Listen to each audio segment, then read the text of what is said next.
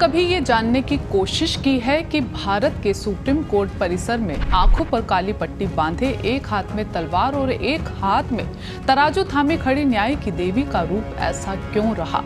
न्याय की देवी आखिर क्या संदेश देती रही? संदेश की बात करें तो इससे पहले आपको बता दें कि सीजेआई डी.वाई. चंद्रचूड़ की पहल पर सुप्रीम कोर्ट के जजों की लाइब्रेरी में नई न्याय की देवी की प्रतिमा को लगा दिया गया है। इस मूर्ति में दो अहम बदलाव किए गए हैं। पहला ये कि न्याय की देवी की आंखों से पट्टी हटा दी गई है और दूसरा, एक हाथ में तलवार की जगह संविधान दे दिया गया है। अब बड़ा सवाल ये है कि आखिर न्याय की देवी में ये बदलाव क्यों किया गया? क्या ये बदलाव वाकई सार्थक है? पहले बात करते हैं हमारे अपने अंधे कानून के परसेप्शन की।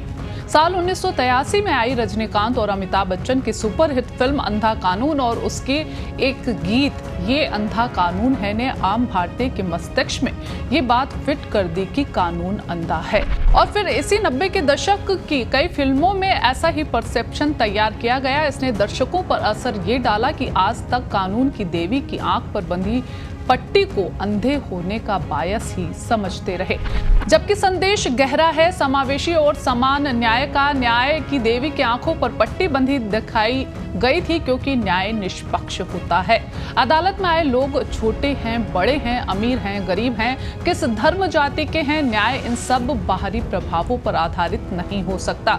न्याय की देवी की आंखों पर पट्टी अदालत के फैसलों की निष्पक्षता का प्रतिनिधित्व करती रही है। ये इस बात का प्रतीक था कि कानून किसी की दौलत, पद, प्रतिष्ठा को नहीं देखता और उसके हाथ में तलवार न्याय की शक्ति के प्रतीक के रूप में रहा है।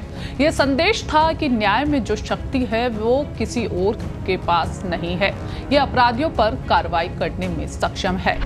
बहरहाल सुप्रीम कोर्ट में न्याय की देवी की नई मूर्ति स्थापित कर दी गई है। मूर्ति की आंखों पर पट्टी नहीं है, हाथों में तलवार की जगह संविधान है। इससे यह संदेश देने की कोशिश की गई है कि देश में कानून अंधा नहीं है और न ही ये सजा का प्रतीक है।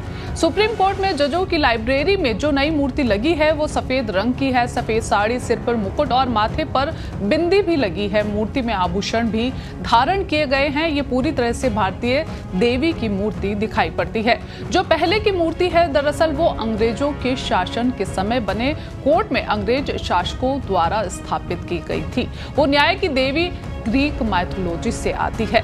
न्याय की देवी की सबसे शुरुआती मूर्ति जो है प्राचीन मिस्र में पाई जाती है। कहा जाता है कि ये देवी मात की थी जो सत्य, व्यवस्था और संतुलन का प्रतीक रही। इसके बाद विश्व भर में प्रसिद्ध हुई ग्रीक देवी जिसे गॉडेस ऑफ जस्टिस कहा जाता है, इसी की प्रतिकृति भारतीय न्यायालयों में प्रचलित रही है। अब इस मूर्ति के बदलने पर भी राजनीतिक हलकों में हलचल है। कानून मंत्री अर्जुन राम मेघवाल इसे कानून की जीत बता रहे हैं तो दूसरी ओर संजय राउत ने संविधान पर भाजपा को घेरा है। उनका कहना है कि लोकसभा चुनाव में इंडिया गठबंधन की ओर से संविधान खतरे में है का नारा गूंजा। संविधान घर घर बांटा गया। इसके बाद न्याय की देवी के हाथ में संविधान आरएसएस और भाजपा का प्रचार है, जबकि दोनों ही भारत के संविधान और न्याय व्यवस्था को सिरे से खारिज करते रहे हैं। जो आंखों पे जो पट्टी है न्याय की देवी की, वो माननीय मुख्य न्यायाधीश ने कोई कमेटी बना करके उसमें जो काम किया है वो शायद आंखों की पट्टी हटा रहे हैं। एक तलवार है हाथ में, उसको भी हटा रहे हैं और तलवार की जगह संविधान की पुस्तक वो दे रहे हैं। तो ये बहुत अच्छा विषय है, संविधान का सम्मान करने का भी विषय। अब न्याय देवता के हाथ में आप संविधान की किताब देकर आप आरएसएस का एजेंडा चला रहे हो क्योंकि उनको एक प्रचार करना है। ये प्रचार है, ये प्रोपेगेंडा है, क्योंकि लोकसभा चुनाव में संविधान खतरे में क्या जो नारा गूंजा और घर घर तक गया, तो ये जो आप किसी ने निर्णय लिया है ये बीजेपी का और आरएसएस का प्रचार करने की ये एक बहुत बड़ी कोशिश है।